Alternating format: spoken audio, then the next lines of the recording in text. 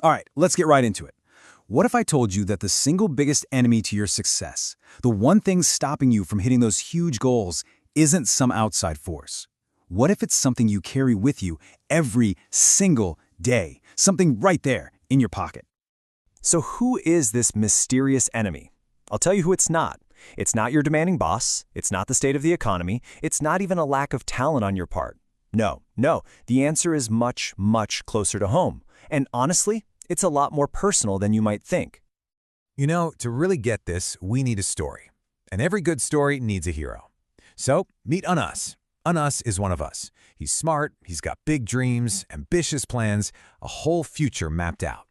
But like every hero, he's got a villain, a nemesis. And his nemesis is, well, she's sneaky.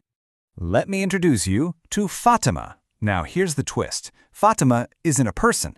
She's his smartphone. Yeah, she is the personification of every notification, every game, every endless social media feed.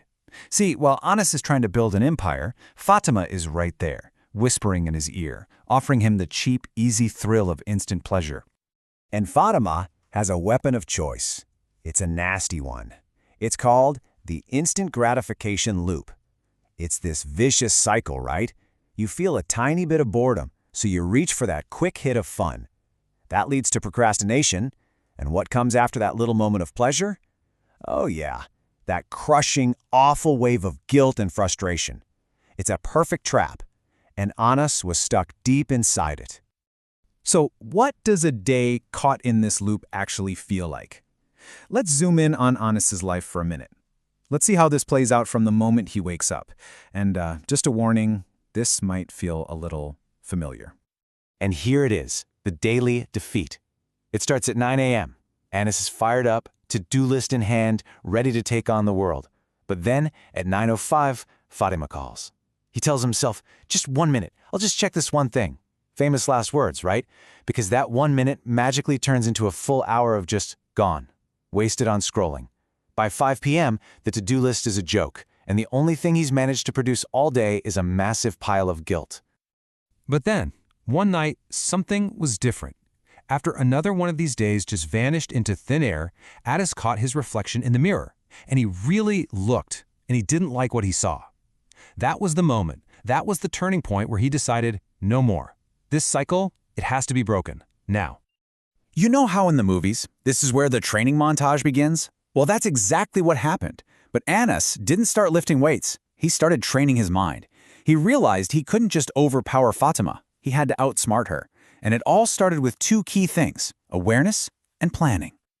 So here's his battle plan. It's a 3-step mental attack. Step 1, just pure, brutal honesty. He admitted he had a problem and started planning his days meticulously. Step 2, the future-focused question. Before he did anything, he'd stop and ask himself, how will this decision affect the me I want to be in the future? And step 3, and listen up because this is the real game changer. He shifted his identity. He just stopped thinking of himself as a procrastinator. Instead, he started acting like the person he wanted to become, a disciplined, productive person. And that mental flip changed everything. He was no longer just reacting to Fatima's endless pings and buzzes.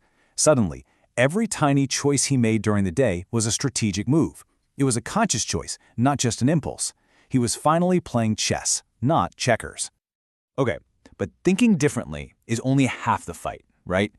You have to actually do things differently. You have to change your environment. Anas knew he had to build actual physical fortresses to defend his focus from Fatima's attacks.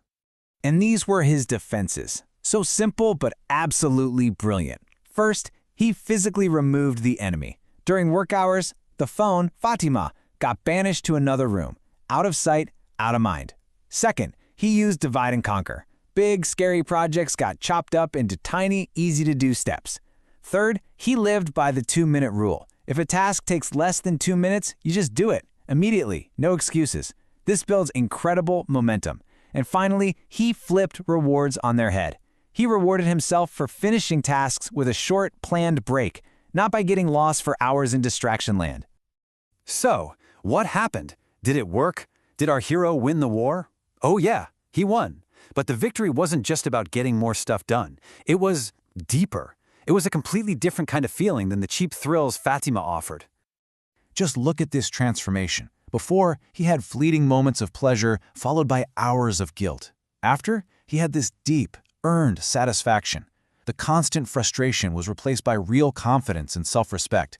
And those projects that were just sitting there collecting dust, they were finally making tangible progress. He could see and feel himself moving forward. But let's be real for a second. This wasn't a magic pill. Fatigue is a persistent foe. This change didn't happen overnight. This victory was earned over weeks of showing up, of being consistent, of choosing the hard thing over the easy thing, again and again and again.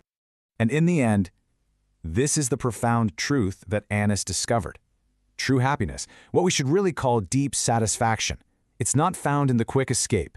It's not in numbing your boredom for 5 minutes. It's found in the process. It's found in the struggle and the continuous effort of building a better life. So, Anis fought his battle and won.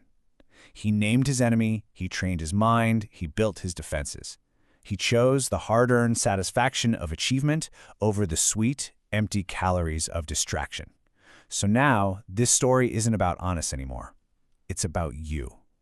You know who the enemy is, you've seen the battle plan, so the real question is, are you ready for the battle?